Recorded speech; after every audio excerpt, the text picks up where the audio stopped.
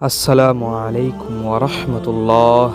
আজ সূরা জিলজালের মাধ্যমে আল্লাহ তাআলা আমাদেরকে কি বুঝিয়েছেন তা বলার চেষ্টা করব ইনশাআল্লাহ।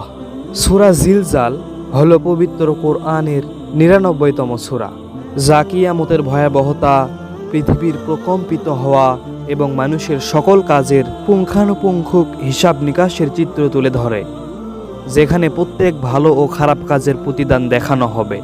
এই সূরাটির আয়াত সংখ্যা ৮টি। এই সূরার প্রথম শব্দ জিলজাল, যার অর্থ প্রচণ্ড কম্পন থেকে এর নামকরণ করা হয়েছে। এটি মক্কায় অবতীর্ণ বলে অনেকে মনে করলেও মাদানী সূরা হিসেবেও পরিচিত।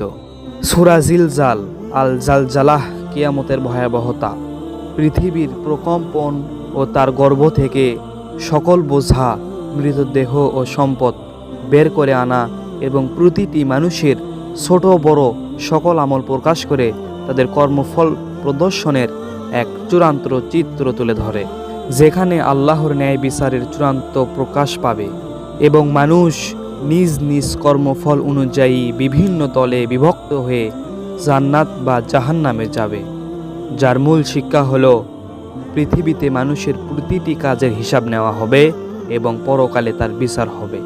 আল্লাহ তাআলা সূরা জিলজালের প্রথম আয়াতে বলেন, যখন পৃথিবী তার প্রবল কম্পনে কম্পিত হবে। এই প্রথম আয়াতের ব্যাখ্যা হলো, কিয়ামতের দিন পৃথিবী এমন ভয়াবহভাবে কাঁপবে যে এটি হবে এক মহাবিপর্যয়ের সূচনা। এরপরে বলা হয়েছে, এবং পৃথিবী তার বোঝা বের করে দেবে। পৃথিবী তার বোঝা বের করে দেবে বলতে পৃথিবী তার গর্ভে লুকানো মৃতদেহ, গুপ্তধন এবং সকল বস্তু বাহিরে নিক্ষেপ করবে।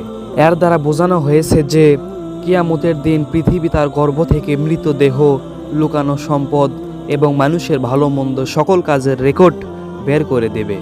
মৃতদেহ ও কর্মের রেকর্ড বলতে পৃথিবী তার গর্ভে থাকা মৃত মানুষদের বের করে দেবে এবং তাদের জীবনের সমস্ত ভালো মন্দ কাজের সাক্ষী ও সাক্ষ্য প্রমাণগুলোও বাহিরে নিক্ষেপ করবে। গুপ্তধন বলতে কিছু ব্যাখ্যাকার বলেছেন, পৃথিবী তার অভ্যন্তরে থাকা সোনা, রূপা ও অন্যান্য সম্পদ বের করে দেবে। এই আয়াতের উদ্দেশ্য হলো এটি কিয়ামতের ভয়াবহতা ও মানুষের কর্মফলের কঠোর হিসাবের একটি চিত্র তুলে ধরে। এরপরে আল্লাহ তাআলা সূরা জিলজালের ৩য় নম্বর আয়াতে বলেছেন, এবং মানুষ বলবে, এর কি হলো? এর ব্যাখ্যায় মানুষ এই প্রকম্পন দেখে হতবাক হয়ে প্রশ্ন করবে, পৃথিবী এমন আচরণ কেন করছে? এরপরে ৪র্থ আয়াতে, সেদিন সে তার বৃত্তান্ত বর্ণনা করবে। ব্যাখ্যায় পৃথিবী তার উপর সংঘটিত সকল ঘটনা, ভালো মন্দ আমল প্রকাশ করবে, যা আল্লাহর আদেশেই হবে। এরপরে ৫ম আয়াতে বলেছেন, কেননা তোমার প্রতিপালক তাকে এমন করার আদেশ দিবেন। ব্যাখ্যায় পৃথিবী এই আচরণ আল্লাহর নির্দেশেই ঘটবে, যা তার ন্যায় বিচারেরই অংশ। এরপরে ৬ নম্বর আয়াতে বলা হয়েছে, সেদিন মানুষ বিভিন্ন দলে বিভক্ত হয়ে প্রত্যাবর্তন করবে, কারণ তাদেরকে তাদের কৃতকর্ম দেখানো হবে। ব্যাখ্যায় মানুষ তাদের আমলের ফলাফল দেখতে বিভিন্ন দল ও রূপে বিভক্ত হয়ে বের হবে, যেন তারা তাদের ভালো মন্দ সব কাজ দেখতে পারে।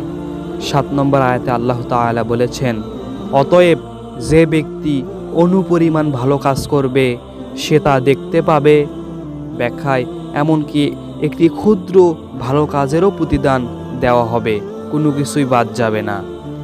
এবং আল্লাহ তাআলা সূরা জিলজালের শেষ আয়াত অর্থাৎ ৮ম আয়াতে বলেছেন, এবং যে ব্যক্তি অনুপরিমাণ মন্দ কাজ করবে সে তাও দেখতে পাবে। এর ব্যাখ্যাই হলো, তেমনইভাবে একটি ক্ষুদ্রতম মন্দ কাজেরও শাস্তি ভোগ করতে হবে। এই সূরা জিলজালের সারসংক্ষেপ হলো, সূরা জিলজাল কিয়ামতের দিন পৃথিবীর প্রলয় ও তার গোপন রহস্য উন্মোচনের চিত্র তুলে ধরে। এটি স্মরণ করিয়ে দেয় যে আল্লাহর নির্দেশে পৃথিবী তার সকল বোঝা, মৃতদেহ ও সম্পদ প্রকাশ করবে এবং প্রতিটি মানুষের ক্ষুদ্র থেকে ক্ষুদ্রতর ভালো ও মন্দ কাজের রেকর্ড, যা তারা দুনিয়াতে করেছে, তা তাদের সামনে উপস্থাপন করা হবে। এর মাধ্যমে আল্লাহর চূড়ান্ত বিচার ও কর্মফলের প্রতিদান স্পষ্ট হয়, যা মানুষের সৎকর্মের প্রতি উদ্বুদ্ধ করে এবং পরকালের জন্য প্রস্তুত থাকতে উৎসাহিত করে। আল্লাহ তাআলা আমাদেরকে সূরা জিলজাল থেকে শিক্ষা নেওয়ার তৌফিক দান করুন। ধন্যবাদ।